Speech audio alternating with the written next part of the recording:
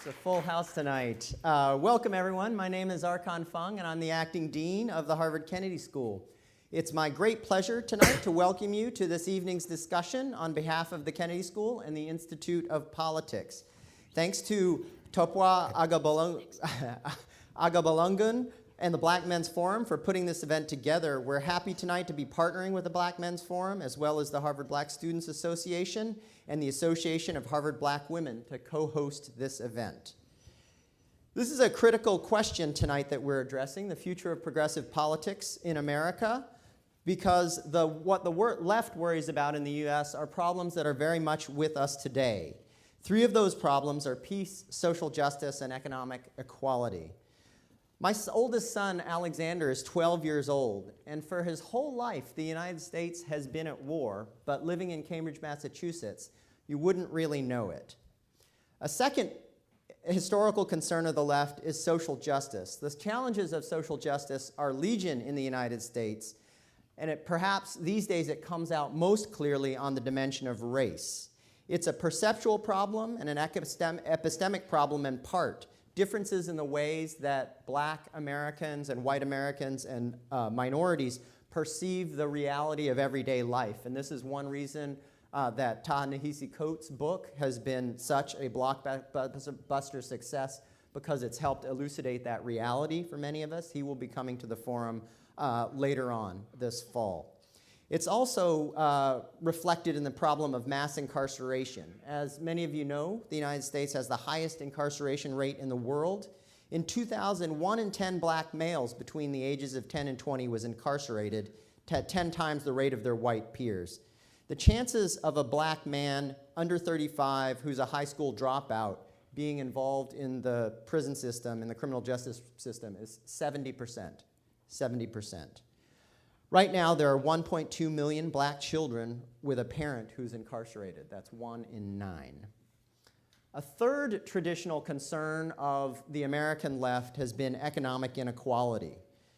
Inequality in the United States, as you know, has been on the rise for decades, and now people in the top 1% of the income distribution in the United States receive more than 20% of all the pre-tax income, while the bottom 90%, that is 9/10 of the population, receives less than 1/2 of the income in the United States. And all three of these problems threaten American democracy in a fundamental way. And that's why I'm delighted to have our two guests here tonight in the forum to help address this problem and some of these set of problems and their political solutions. The first is Brandon Terry, a distinguished member of the Harvard faculty in the Government Department in African American Studies, whom Justin will say a bit more about in a moment. I wanted to take just a few minutes to talk about Noam Chomsky. I've known Noam since 1988 when I was an undergraduate at MIT, and I asked him with a friend of mine to spend an hour with us every week reading books, and he said yes. And I didn't realize then how much of an improbable event that was, or indeed how much of a privilege. I knew that it was a pleasure then. It is certainly the case, or at least very likely the case, that were not for those hours discussing political economy, foreign policy, and the ways that people ought to govern themselves in society, I would be a computer scientist or an engineer right now, rather than a social scientist. He's put to us over his career many, many questions. One question that he's continued to put to us since his 1967 essay on the responsibility of intellectuals is, what should intellectuals do in society? He put it this way in a reprise of that essay in 2011 in the Boston Review. And he says, the question that resonates through the ages in one form or another today offers a framework for determining the responsibility of intellectuals. The phrase is ambiguous. Pay attention to this part. First, does it refer to intellectuals' moral responsibilities as a decent human beings in a position to use their privilege and status to advance the causes of freedom, justice, mercy, and peace, and other such concerns? That's one possibility. The second possibility is, does it refer to the role they are expected to play in serving, not derogating, leadership and established institutions? So intellectuals can call out power, or they can serve established institutions of power on the other hand. Those are the two possibilities that Noam puts out. Now, these two possibilities put the Harvard Kennedy School in a peculiar position. Many of us as staff, faculty, students, and alumni seek to be intellectually honest and critical even as we try to harness the forces of political, social, and economic power to address fundamental concerns such as peace, social justice, and economic equality. I don't know what the resolution is. However, I do know that I am deeply grateful now, as ever, to Professor Chomsky for at once inspiring many of us to carry on in this work through the power of his own intellect and his example, but also for constantly reminding us how challenging that task is. That is to fulfill the social responsibility of intellectuals. Now, I'd like to hand the stage over to Justin Porter, who hails from Murray High School in Jackson, Mississippi. I'd like people coming to Harvard from the South. I grew up in Oklahoma myself. He's currently a Harvard College junior, and we owe him deep thanks for co-organizing this event. Justin, where are you? Justin Porter, thank you very much.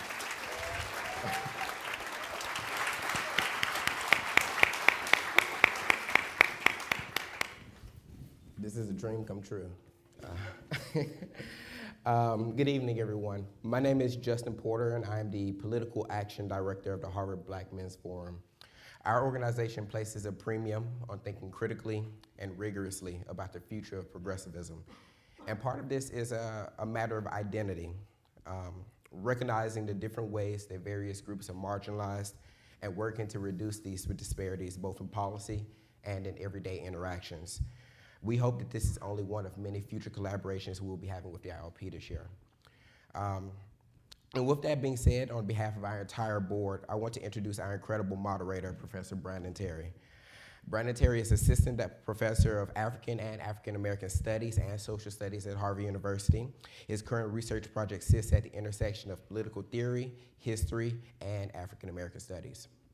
Our esteemed guest, Noam Chomsky, no introduction needed, but is Professor Emeritus of Linguistics at Massachusetts Institute of Technology, where he has taught all of his career. He is credited with the creation of the theory of generative grammar, considered to be one of the most significant contributions to the field of theoretical linguistics in the entire 20th century. Professor Chomsky is also known as a radical political activist who has been one of the most active and most famous American intellectuals of the left since the 60s. He is internationally renowned for his vast writings, presentations, and other broadly published work criticizing imperialism, United States foreign policy, as well as the role of media in Western democratic societies. We are enormously thankful to have him here sharing words with us this evening. And with that, I want to hand it off to Professor Terry. Thank you so much.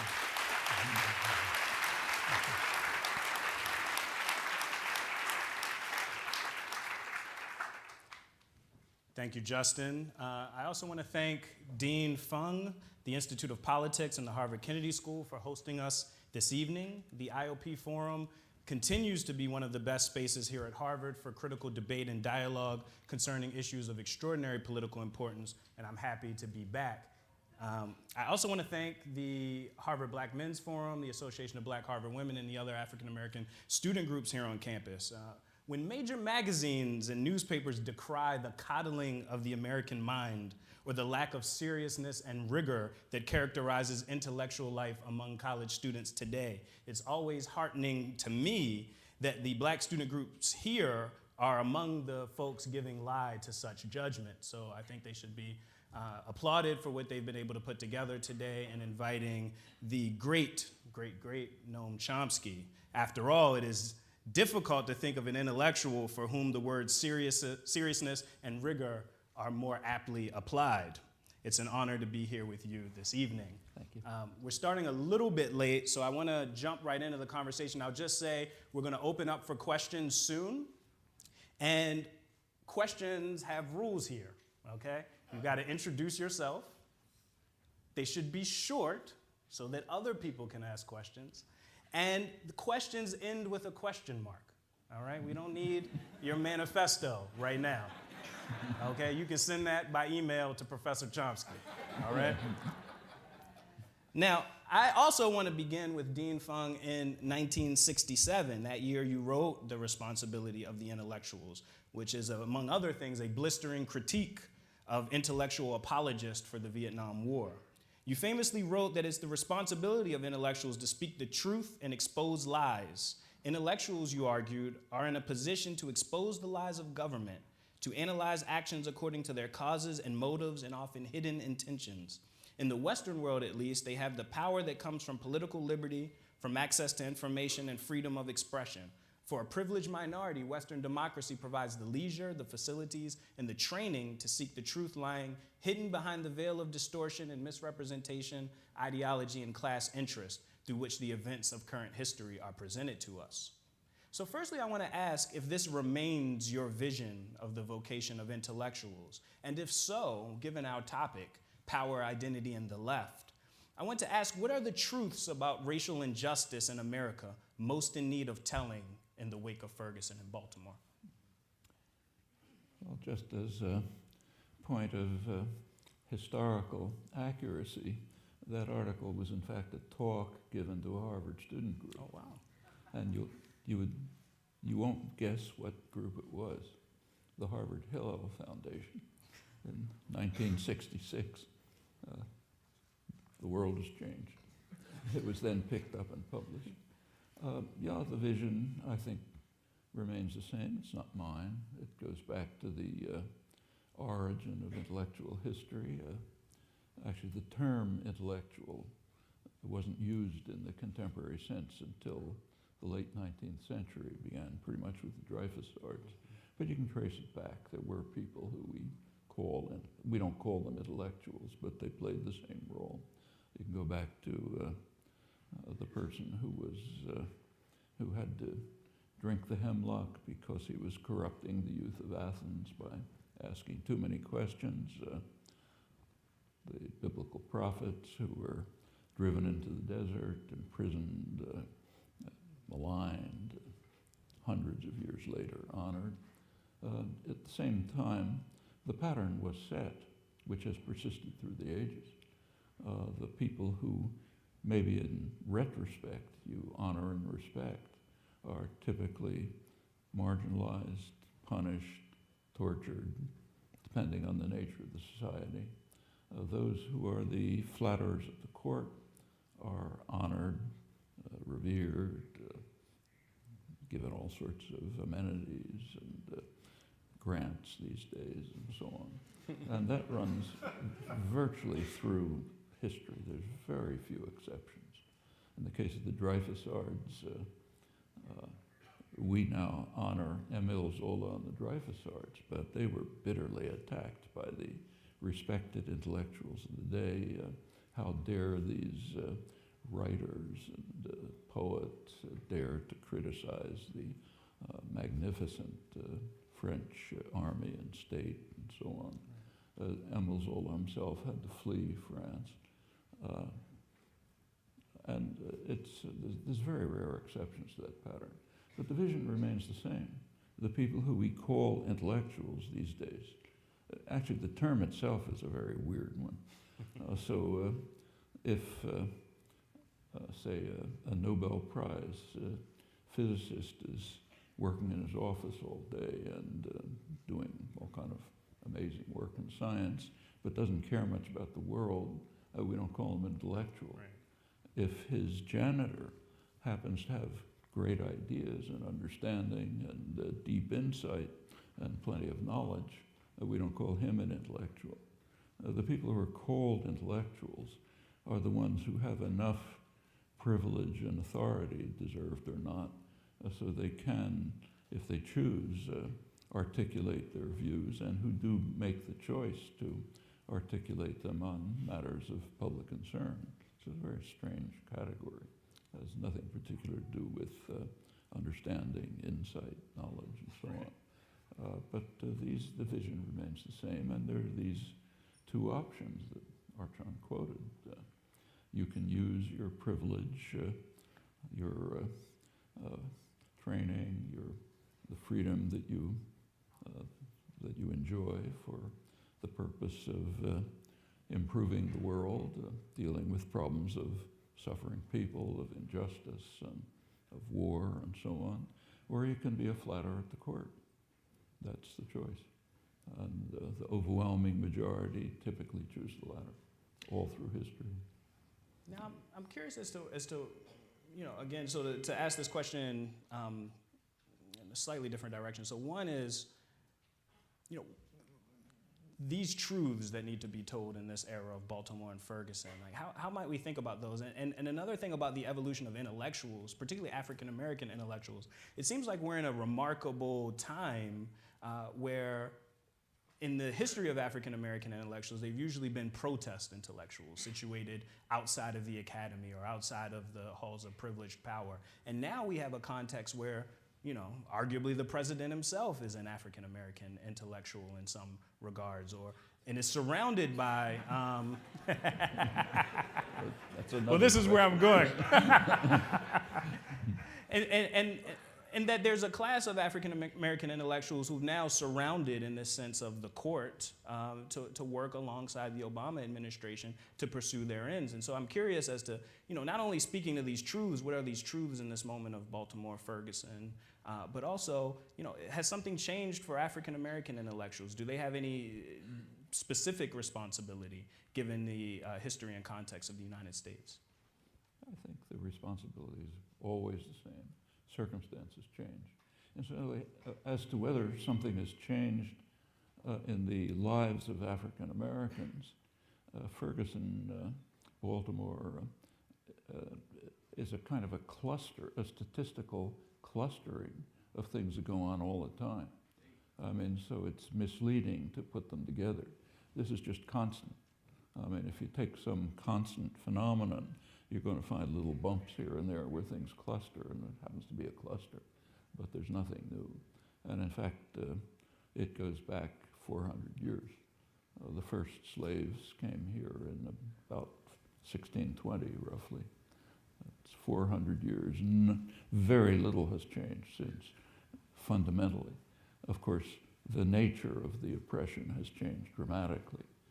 So, in fact, with all the research that's been done on slavery, it's really only in the last couple of years a new scholarship has brought out understanding and materials both about the character of the slave labor camps, which were incomparably worse than even had been assumed or anything else in history, and also, strikingly, their huge contribution to the modern economic development in the United States, in England, and much of Europe. It's by now becoming clear, it was kind of somewhat understood, but much more is becoming understood of the enormous contribution this made to every aspect of the economy for well over a century.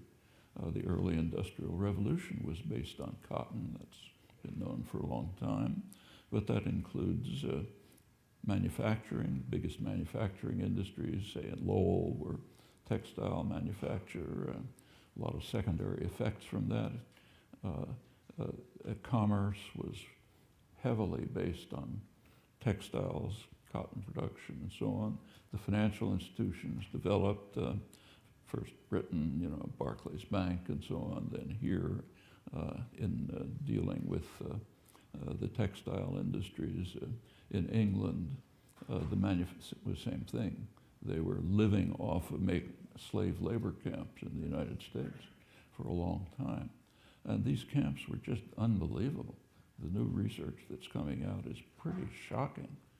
So for example, it turns out, this was not known until a couple of years ago, that the productivity in the slave labor camps rose very rapidly, even more rapidly than in industry, with no technology, except for the bullwhip and the pistol, just driving people harder and harder, making their lives more and more miserable and impossible.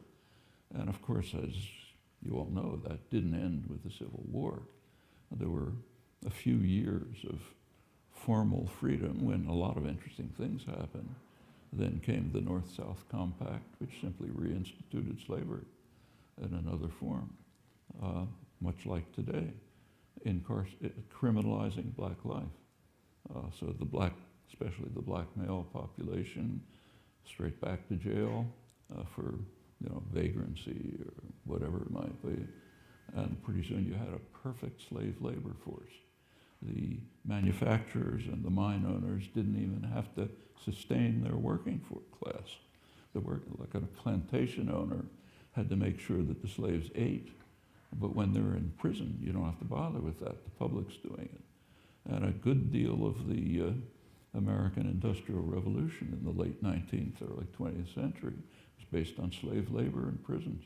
And we're familiar with the chain gangs because, it's kind of an image, but the same was true of U.S. Steel, mining, whole huge system.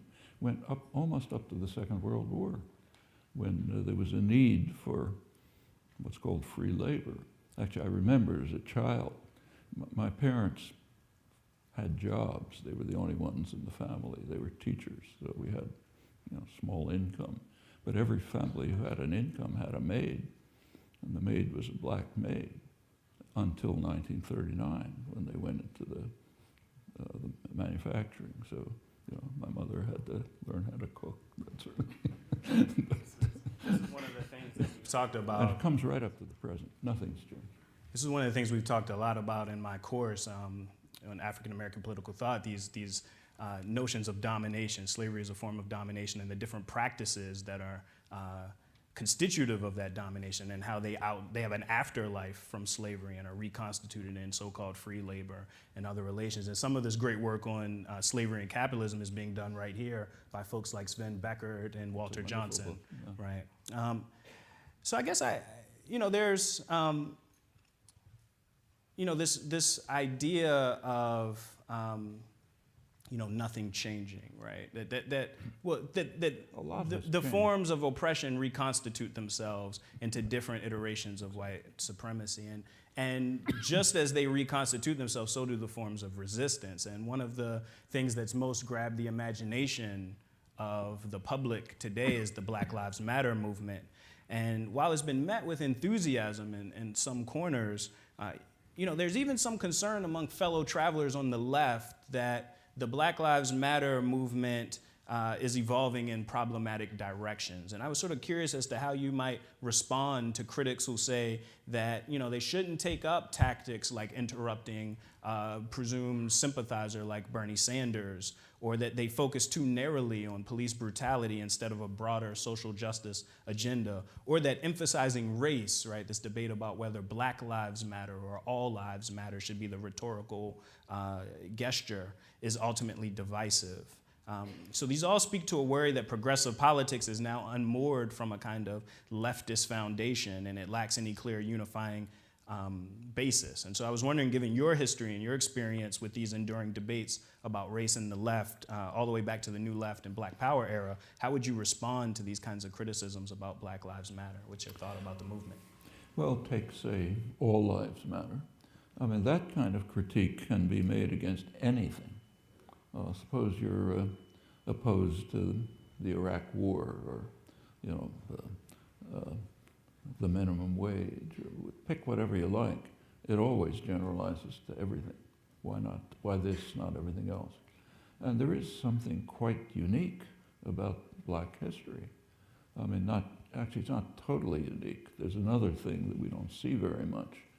But the country was founded, remember, on two major crimes, huge crimes. The first is it's a settler colonial society. That's a particularly ugly and destructive form of imperialism. It means you don't just rule over the native people, you eliminate them. So they're still around, often corners here and there. But we may not see them every day walking around the streets, but their situation is pretty much like blacks. And that's the second major crime, of course. The two huge crimes of expulsion and extermination, and slavery, which essentially created the economy, they have reverberations right to the present. And that affects the tactics that are used in both groups and gives them a reason to focus on what is a unique form of repression. You can say the same about, say, Jews under Nazi Germany had a good reason to focus on Jewish issues. And with regard to particular tactics, I don't know, you can debate. I think take, say, interrupting Bernie Sanders. I personally didn't like it, but it had a point. And in fact, it ended not badly. It ended with a discussion, debate, interchange, and some reconciliation. So, turned out not to be too bad. I would say, I'm very reluctant to criticize tactics because my own tactical judgment is pretty bad. I'm usually wrong. Things that I thought shouldn't have been done turned out very well. So take, say, Occupy. If anybody had asked me, would it make sense to sit in Zuccotti Park for a couple of weeks, I would have said, you're out of your mind. But it turned out very well.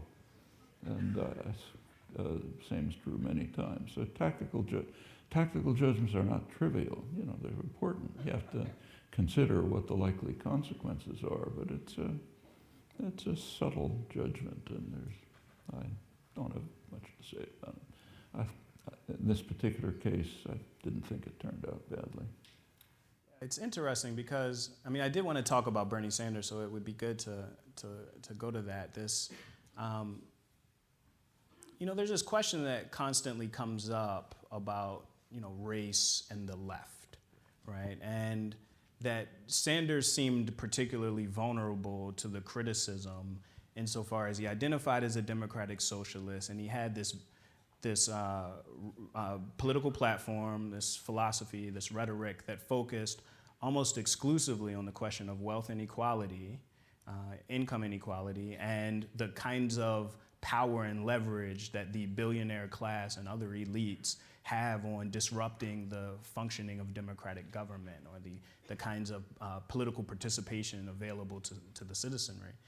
And what's remarkable is that, in his mind, and he's correct on this, that any of the implications of his programs would be, remarkably beneficial if you accept certain principles of the left for African Americans. But many people don't see it that way. They don't respond necessarily to those kinds of ways of framing the argument. They don't respond to that method of putting together a platform. And what was shocking to me is that it seemed that in a Democratic primary, even an insurgent campaign looking to wield power over the eventual nominee, that the Sanders campaign hadn't really thought about how to recruit people of color to their campaign until very late. And I was curious as to why you thought that would be the case. How could he miss something that seemed so glaringly obvious to a scholar like me? Actually, I met Bernie Sanders about 30 years ago and spent some time with him, and I respect him. I think he's doing very good things, but just take a look at his career. He was a mayor of in Burlington, Vermont, a representative in Vermont. How much contact did he have with the problems of black people? In fact, I think there are other policies of his that, I like him, and I think he's having a very positive effect, but if you run through the policies, there's other policies I don't like for example, his gun policies, which also reflect Vermont. A lot of the foreign policy issues I don't agree with him about. But I think he's making a very positive contribution. He's doing something courageous, important. He's lit a spark. It's important effect. And I think the pressure from the black community, including disruption of the speeches, did shift his campaign. It brought up issues that, yes, they would have continued to ignore. And you can debate whether this is the best tactic or, discuss it. But as I said before, I think the general impact was positive. Now, some people are trying to connect the surprising success of his campaign so far. He's outpolling Hillary Clinton in Iowa and Vermont, and he's polling nationally much higher than almost anyone expected, certainly much higher than Martin O'Malley expected. Sorry, I got to dig. I'm from Baltimore. But some people are describing the kinds of energies that are going into the Sanders campaign as part of a global phenomenon, right? So that we have Jeremy Corbyn in the UK, another self-described socialist who's now the head of the Labour Party in Britain, and in Greece, which has been burdened so traumatically by austerity policy. We have Alexis Tsipras of the left-wing Syriza party, who's been elected prime minister. And I was curious as to what you thought was if something is shared behind these candidacies, if something more universal is driving the kind of enthusiasm for the left in this moment. Not just this moment. Yeah, there's something very common. It's called neoliberalism. This is a general assault on the world's population that takes different forms in different places, but is based on the same kinds of conceptions. And people have suffered everywhere. Every place that the neoliberal principles have been applied, it's been harmful to the general populations. In the United States, which is not harmed as much as others, rich, powerful society, there's been basically stagnation or decline for about 30 years for a majority of the population. People are now arguing about the minimum wage, but if you take a look at the minimum wage, I presume you know this, through the huge growth period, 50s and 60s, it tracked productivity. That started to break the late 70s when the neoliberal assault began. If the minimum wage had continued to do so, it would now probably be about $20 an hour. So when people are talking about $15 an hour, they're saying, let's keep it low. And that holds for everything. Real male wages are now roughly what they were in the late 60s. The figures just came out a couple days ago about median household incomes. They're now lower than they were 7 or 8 years ago. And it's been pretty flat ever since the Reagan-Thatcher neoliberal assault. And the same is true. It's taking a different form in Europe, a worse form in many ways. Greece, Spain, England have been targeted by very reactionary economic policies, even worse than here. The idea of austerity during recession, even the IMF thinks it's ridiculous. And from an economic point of view, yes, sure, it's an absurdity, but that doesn't mean it's foolish. It's a very good instrument of class war. It's undermining it's undermining the major achievements of Europe since the Second World War, both political and social and economic. What we call welfare state programs are being significantly undermined, England as well. And from the point of view of the people designing the policy, sure, they never liked these things, let's get rid of them. And the same is happening almost everywhere. I mean, in England, it's almost startling to see, for example, England. The National Health Service has its flaws, like everything. It's probably one of the best health systems in the world. They're now trying to make it like the American system, which is maybe the worst system in the world. Literally, about twice the per capita costs of other countries and some of the worst outcomes, extensive bureaucracy, inefficiency, enormous costs, poor outcomes. So let's become like them and destroy a successful system. The same is happening in Canada. These are just different manifestations of the neoliberal programs, and the resistance is not just starting now. The major resistance started in Latin America about 10 or 15 years ago. Latin America was a very loyal student of the neoliberal doctrines and of course suffered significantly. But about 10 or 15 years ago, they started to pull out of it, both economically and politically.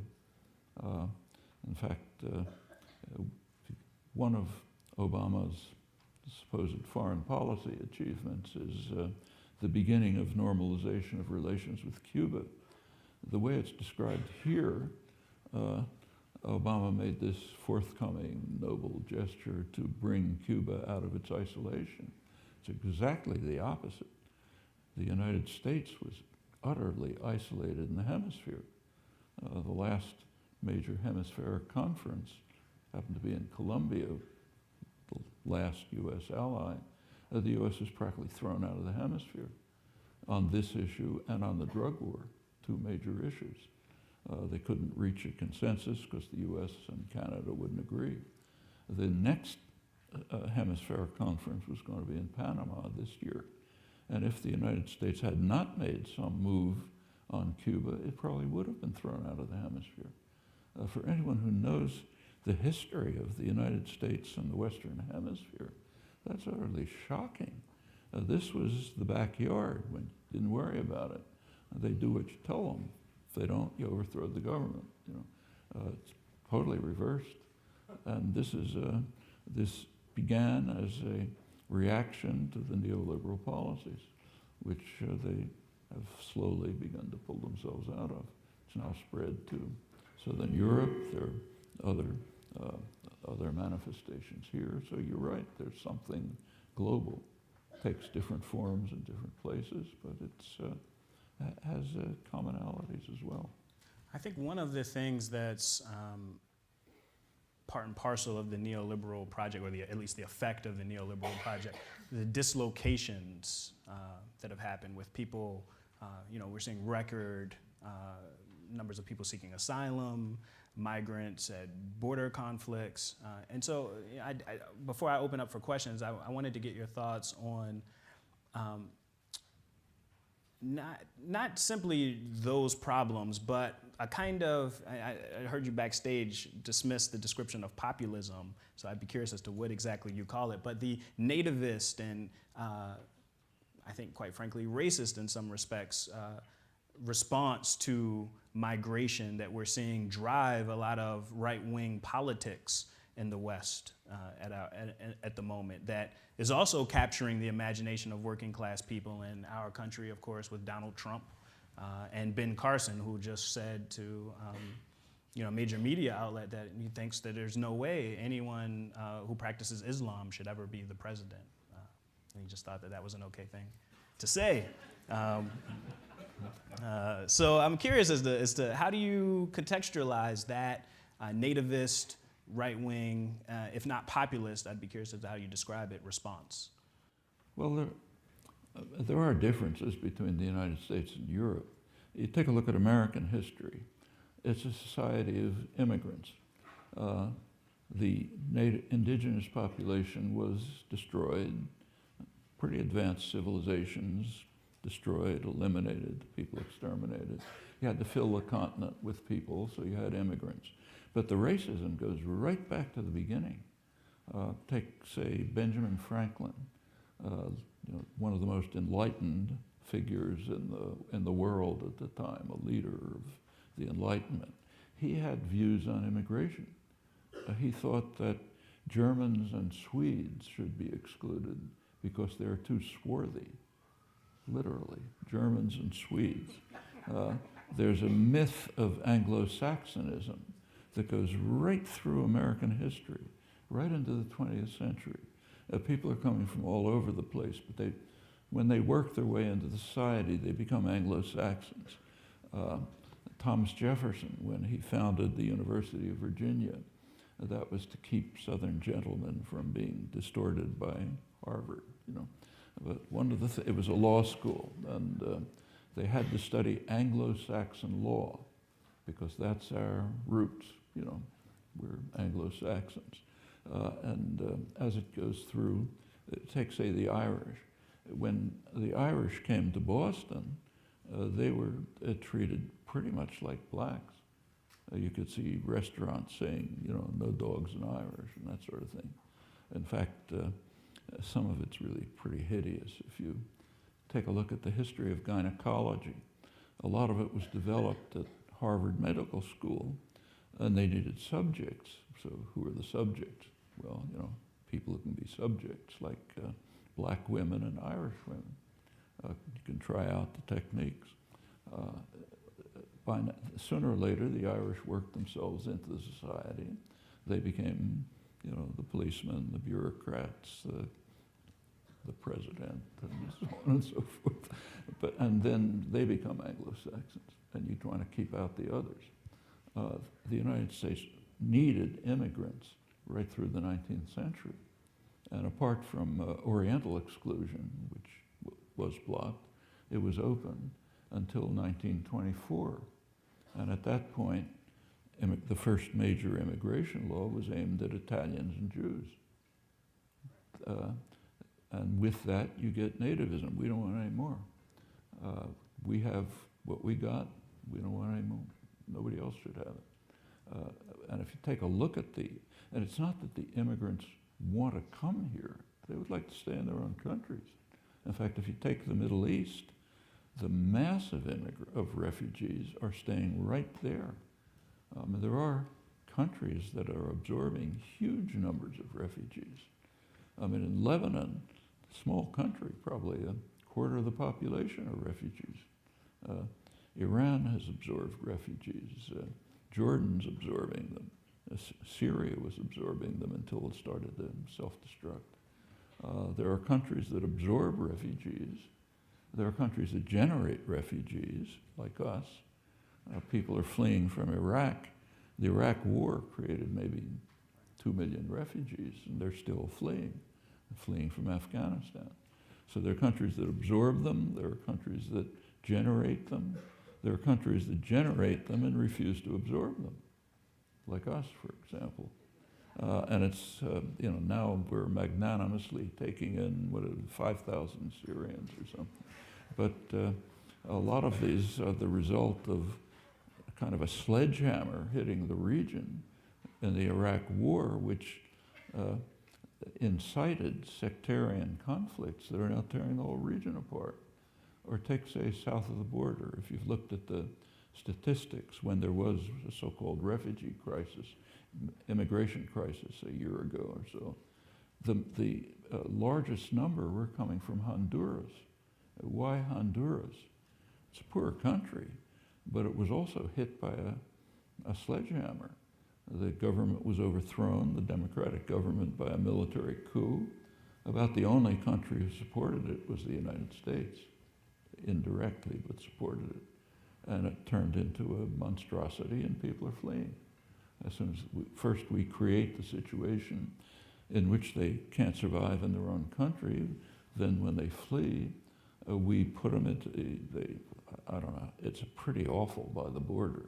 If they make it through the border and they don't get killed, they're stuck into trucks and sent back as if it was a concentration camp and dumped across the border to somehow take care of themselves if they can. And now we going to build a wall and so on. But then you can understand for people who are being under duress, and working people in the United States have had a pretty rotten time for 30 years or more, a generation. It's easy to try to find a reason that isn't the true reason, but that's kind of on the surface. It seems to make intuitive sense. They're taking our jobs. In fact, they're not. They're taking jobs that nobody wants to take, and they increase the economic level of the places where they are. But that's subtle. What you see is they're working and I'm not. Okay, must be their fault. And it's pretty easy for political figures, races, demagogues, the Trump types, to turn this into something that looks plausible. In Europe, it's even worse.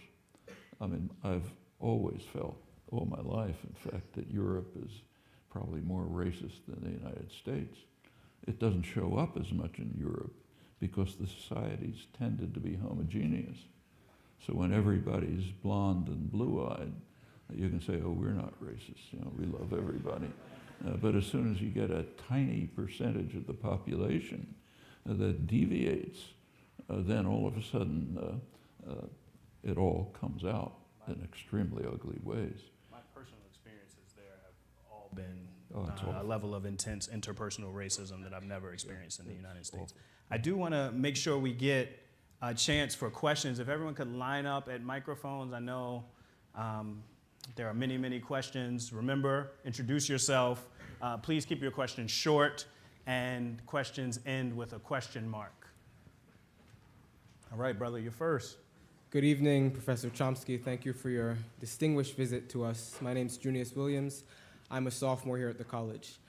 You very compellingly and vividly recount the history of slavery and the legacies that it has on the African American community in the United States.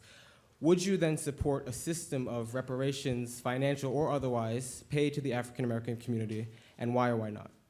Thank you. Would I? Very much so. Not just African Americans. Those who are, we ourselves didn't own slaves, but we are rich and privileged because of the torture of blacks for centuries. And yes, we owe them reparations. Same with the remnants of the Native Americans. Same with countries that we've destroyed. What about Iraq? I mean, we've devastated Iraq. It's killed hundreds of thousands of people, generated millions of refugees, created a sectarian conflict that's destroying the place. Is it our responsibility? Sure. Whose responsibility is it? So yes, I think the call for reparations is very legitimate. Take, say, Europe and Africa. People are fleeing from Africa to Europe, not the other way around. Is there a reason for that? Yeah, a couple of centuries of murderous, brutal colonialism. So sure, they owe reparations. Not just take in the refugees, but do something about it. In fact, create conditions in their own societies in which there won't be refugees. That's the real answer to the so-called refugee problem, but it requires those who have been wielding the whip to say, okay, we benefited from it, it's our responsibility, we'll do something about it. Sister right here. Oh, okay, there we go. Hi, I'm Solange. I'm a sophomore at the college as well. So my question kind of centers around this recent increase in more online progressivism, a lot of hashtag movements and social media campaigns, and I just wanted to know how you think this ties into intellectualism and progressivism, and if it contributes or takes away from the conversation. Yeah, I'm sorry. Could you repeat?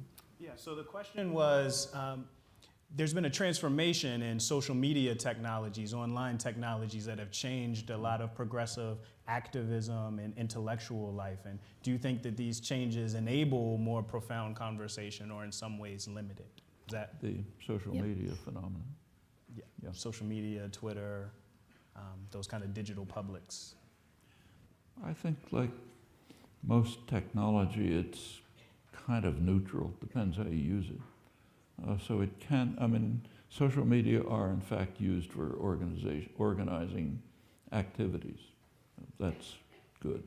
On the other hand, I don't know about you, but when I walk around campus and see everybody holding an iPhone and having a superficial conversation with somebody in India or whatever it is, I don't think it's a good thing. I think it's a very atomized society. That's one of its real problems. And in fact, the neoliberalism tends to create atomization. In fact, that's part of the basic ideology. You're in it for yourself. Other people can fend for themselves, but I'm for me. That's so-called market ideology. And the social media have a tendency to magnify that. They don't have to, but they do, I think. So it's, as I say, like most technology, you can use it in a constructive, effective way, or it can be used to diminish the character of life. It's your choice. And you can tweet it with the hashtag Chomsky night at the Kennedy School. Right up here, a sister right here. Hi, my name is Nancy, and I'm a junior joint concentrating in history and Jewish studies. There's a term amongst the very small milieu of very liberal Jews called PEP, which is progressive except for Palestine. This refers to a special relationship that we have to admit exists between America and Israel that we can trace at least, but probably farther, at least back to 1967, at which point the American Jewish community played a huge role in the civil rights movement, but then began to have some tensions and disagreements when the Black American community and the Jewish American community disagreed over the Six-Day War in '67.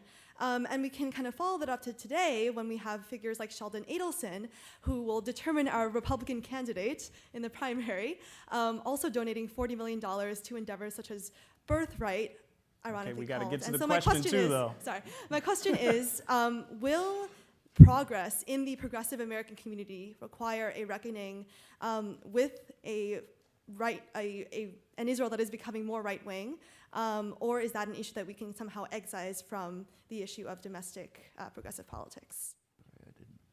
Did you? So Sorry. So the question part was, how should progressivism deal with an increasingly right-wing Israel? Is this an issue that will inevitably cause challenges for the solidarities needed to forge an American progressivism, or is there some way for American progressives to kind of sidestep that question and achieve other aims? Well, I've been involved in this all my life, since the 1930s, so it's a big issue for me. But what has happened, if you take a look at what's happening with Israel and Israel in the world, it's pretty dramatic. If you go back, say, 40 years, Israel was one of the most admired countries in the world. Today, it's one of the most disliked, feared, hated countries in the world. And what's happened? What's happened was perfectly predictable. I don't say that in retrospect. I was writing about it in the early 70s. Completely predictable. Israel, after the '67 war, which you mentioned, was in a position where it could take several choices. And the choices were stark and clear. In 1971, Egypt, the major country in the region, the only military force outside of Israel, Egypt offered Israel a full peace treaty. Full peace treaty, no problems, with one condition: withdraw from Egyptian territory. Actually, they said Palestinian territory, but they meant Arab territory, but they meant Egyptian territory, the Sinai. That was considered by the Israeli cabinet. They rejected it. They wanted to expand into the Sinai. And ever since then, Israel has been facing a choice between expansion or security, and it selected expansion. That's happening right to the moment. And we're responsible in large measure for that. It's largely because of the unique, unilateral U.S. rejectionism that this continues. The U.S. is standing virtually alone, and has for years, in preventing a diplomatic settlement. It's happening right almost to the present. A lot of it is vetoes of Security Council resolutions. It's not all. The most recent one was by President Obama, who went so far as to veto a resolution calling for official U.S. policy. Official U.S. policy is there should be no settlement expansion. Actually, that's a pretty small issue. The issue is the settlements, not their expansion. But the official policy is they shouldn't expand. That was the UN resolution. Obama vetoed it. In fact, there was a much more significant case just a couple of weeks ago, a couple of months ago. Every 5 years, there's a review, a conference of the Non-Proliferation Treaty. That's the most important arms treaty in the world. If that breaks down, we can kiss each other goodbye. It's putting some brake, not enough of a brake, but some brake on the development of means of destruction which will obliterate us very quickly. The Non-Proliferation Treaty is actually conditioned on an agreement 20 years ago that there be steps towards establishing a nuclear weapons-free zone in the Middle East. It was because of formal acceptance of that condition that the Non-Proliferation Treaty was able to be extended. Comes up every 5 years at the review conference. The U.S. blocks it. Obama just did a couple of months ago, the last meeting. And of course, it's always the same reason, to protect Israel's nuclear weapons. So this U.S. rejectionism is not only maintaining severe instability in the region, and in my view is harming Israel severely, but it's also may break down the Non-Proliferation Treaty and open the way to a further expansion of this, curse that will destroy us. It's kind of ironic in the context of all the flurry about Iranian nuclear programs. Iran is in the lead in trying to establish a nuclear weapons-free zone. They're calling for it constantly. Their foreign minister just repeated it again. He said, okay, we made this nuclear deal, now let's go on and take a real step forward. Make this one of the regions free of nuclear weapons. In fact, all weapons of mass destruction. The U.S. blocked it. And the media cooperated by barely even reporting it, practically not at all. Well, these are things that are happening all the time. We have a significant share of responsibility, all of us. We can influence policy. It'll go on like this unless we do. And for Israel, it's having exactly the consequences you described. It's becoming very right-wing, very racist, very oppressive, all predictable from the choice 40 years ago to choose expansion over security. I think we're basically out of time, but we can do one more right here. Hi, my name is Taha. I'm a Syrian physician affiliated with HMS, and I'm sorry I'm holding an iPhone. I have a twofold question related to Syria. So first, would you describe the recent Russian deployment in Syria as imperialistic? And how do you explain the left, whether in the US or Europe, not standing against that kind of behavior? And the second question is, it's my understanding, and please correct me if I'm wrong, that you were against the US launching airstrikes against Bashar Assad after the chemical weapon attack in 2013.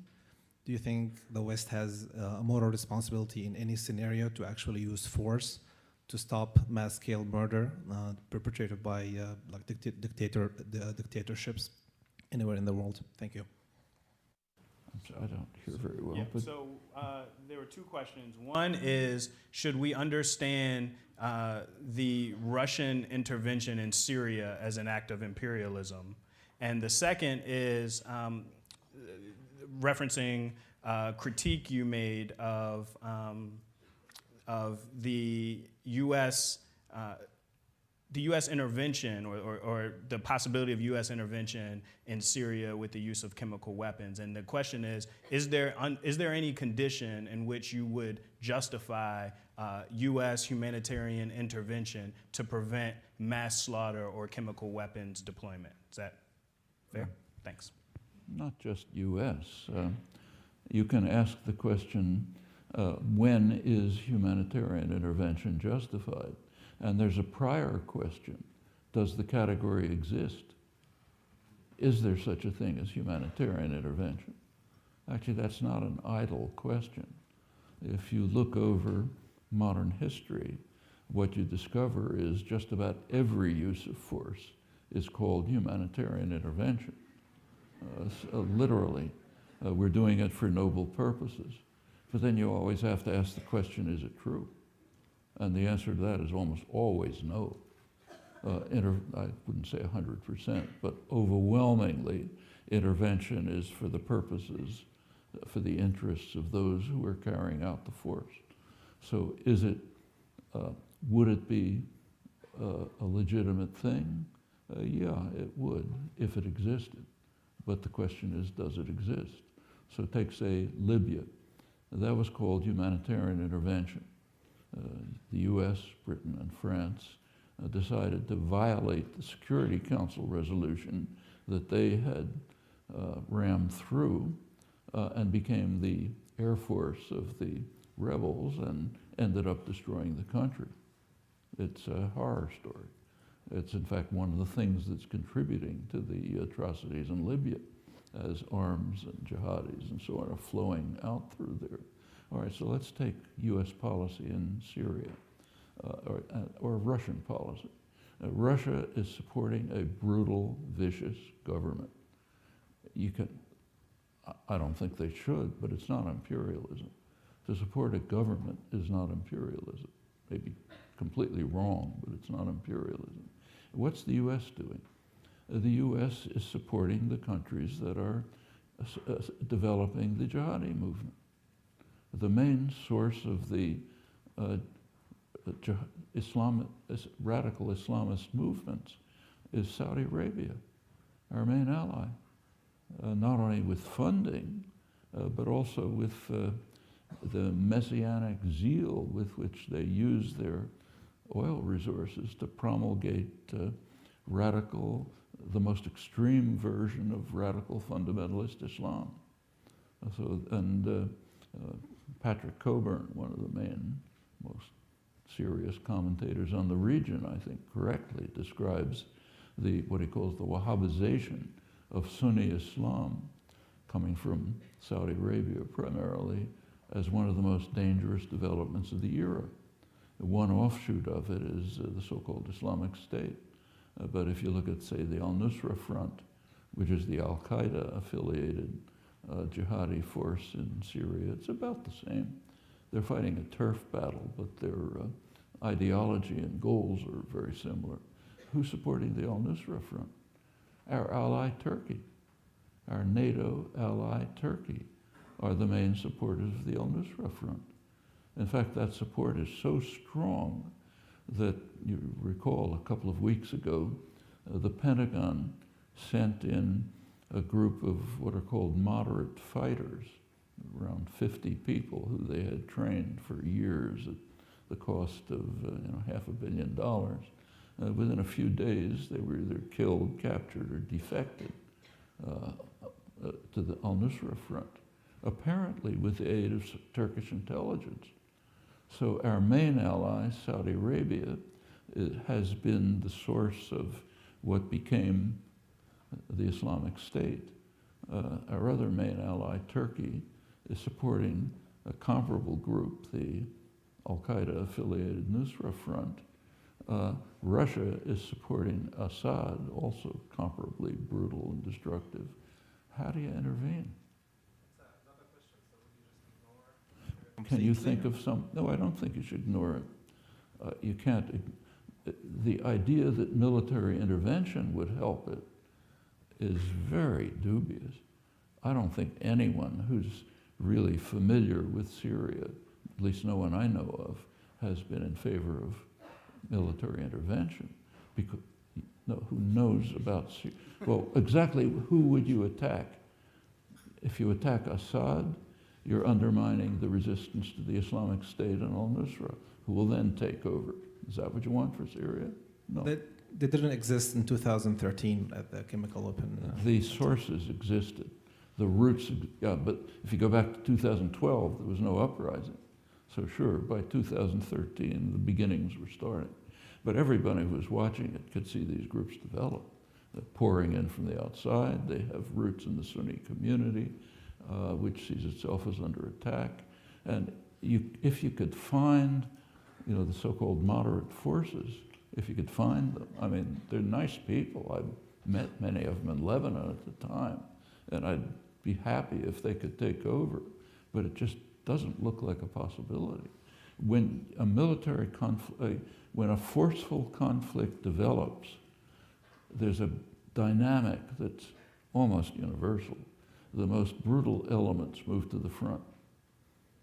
The ones who are really vicious, brutal, and murderous, they take over, everybody else put to the side. This happens over and over. As soon as the conflict in Syria was militarized, you could see it beginning. It would be nice if things worked out differently, but they don't. And you're now in a situation where you have a group of forces, all of whom are totally unpalatable, some of them being supported by the Russians, some of them being supported by the U.S. allies, main U.S. allies, and just what form military intervention could take in these circumstances is nobody, to my mind, has given a possible scenario that makes any sense. There is something that could be done, one thing, slim possibility, but it's the only hope. And that's the kind of settlement that, say, Lakhdar Brahimi was trying to negotiate, some kind of negotiated settlement. It would have to involve a transitional government, and like it or not, the Assad regime will have to be part of it. If the Assad regime is not permitted to be part of it, they'll fight to the death, certainly. They're not going to say, okay, we commit suicide. So awful as they are, they're going to have to be part of it. Just as the leaders of the apartheid regime in South Africa had to be part of a settlement. The United States and its allies have refused to allow it to be part of the settlement. That guarantees that there'll be no negotiations.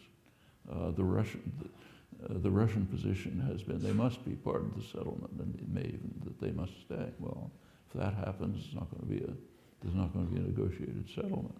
There was actually, you've probably read, if you read the European press, you'll know that a couple of days ago, maybe a week ago, there were the Finnish ambassador who was basically running the negotiations, had an interview in which he claimed that in 2012, the Russians had offered to have a negotiated settlement in which Assad would step down.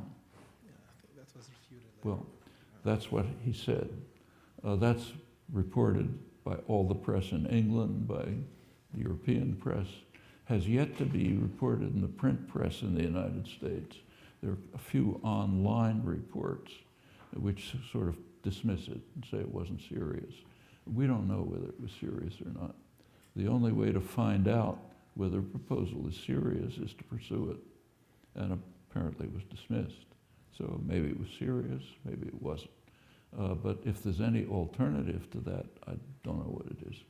Well, I want to thank Professor Chomsky for his erudition and his insight on all of these issues. I hope that we continue these conversations about identity, power, and the left. I want to thank the Harvard Black Men's Forum, the Harvard Association of Black Women, for all of their support in bringing this together, and the Institute of Politics for hosting us.